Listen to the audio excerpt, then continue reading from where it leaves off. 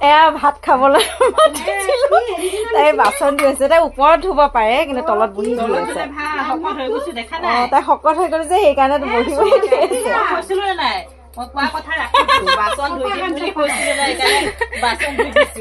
তাইক মই ভাত খাব দিয়া নাই এতিয়ালৈকে এতিয়া তাই মই খাম আৰু ভাত আমি আকৌ গৰম কৰিবলগীয়া হৈছে এয়া ঠাণ্ডা হৈ গ'ল বেচেৰি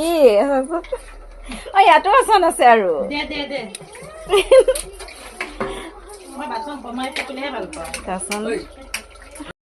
বাচন ধোৱাৰ পিছত এতিয়া শেষত তাইক খাবলৈ দিছো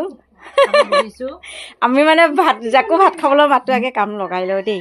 কেনেকুৱা হৈছে কোৱা এফালৰ পৰা খাইছো আৰু বেছি খাইছা মাংস লাগিছে এইফালে বাচন ধুব লগাই থৈ দিছে